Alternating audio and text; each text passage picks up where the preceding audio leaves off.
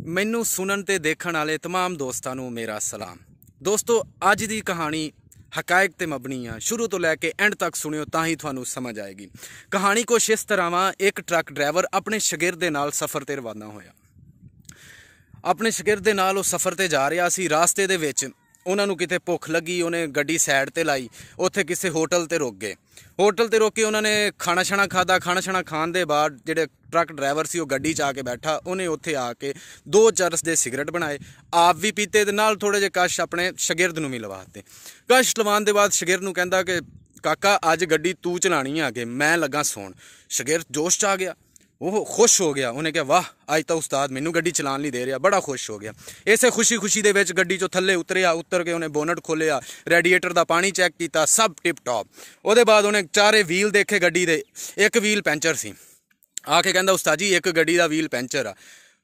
Meanwhile ये होया कि जिहड़ा ट्रक ड्राइवर सी उन्हें शगिर्द नू कहा कि टायर बदल दे। शगिर्द ने गड्डी का टायर बदलिया।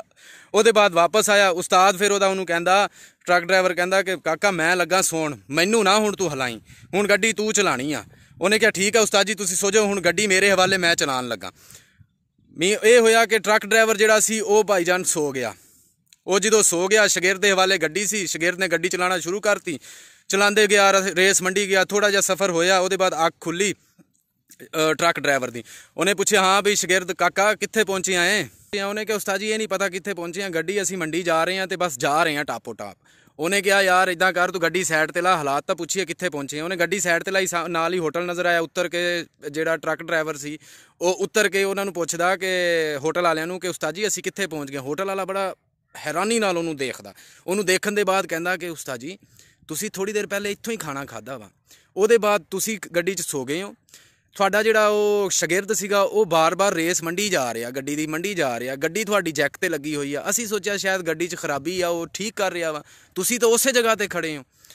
ਇਸ ਸਾਰੀ ਕਹਾਣੀ ਸੁਣਾਉਣ ਦਾ ਮਕਸਦ ਇਹ ਸੀ ਮੇਰੇ ਪਿਆਰੇ ਪਾਕਿਸਤਾਨੀਓ, ਪਿਛਲੇ 75 ਸਾਲਾਂ ਤੋਂ ਸਾਡਾ ਮੁਲਕ ਵੀ ਪਾਕਿਸਤਾਨ ਇਸੇ ਤਰ੍ਹਾਂ ਚੱਲ ਰਿਹਾ ਵਾ। ਇਹ ਤਾਕਤ ਦੇ ਇਕਤਦਾਰ ਦੇ ਨਸ਼ੇ ਦੇ ਵਿੱਚ ਧੁੱਤ ਹੋ ਕੇ ਇਹ ਹਵਸ ਦੇ ਪੁਜਾਰੀ ਹੁਕਮਰਾਨ ਪਾਕਿਸਤਾਨ ਨੂੰ ਆਪਣੇ ਹੈਂਡਲਰਸ ਦੇ ਨਾਲ ਮਿਲ ਕੇ ਇਸੇ ਤਰ੍ਹਾਂ ਹੀ ਚਲਾ ਰਹੇ ਆ। ना ये मुल्क ठीक हुंदा, ना इत्थे इन्हां नमक हराम हुक्मरानां तो सानू छुटकारा मिलदा। महंगाई दिन ब दिन वधदी जा रही है। ये अज दी गल सुन लो, हफ्ते दी रात सकून नाल सुट्टे सीगे, सवेरे उठे आ ते 35 रुपए पेट्रोल वध गया। महंगाई इतनी ज़्यादा वा कि आवाम नू छुट्टी वाले दिन, इतवार वाले दिन भी सकून नहीं गा। मेरी तुहाडे सारिਆਂ तो दरखास्त है, ऐतकी सोच समझ के वोट दिओ। उन्हां लोकां नू कदे वोट ना पाओ जिहड़े पिछले 35 साल तो साडे ते मुसलत रहे आ।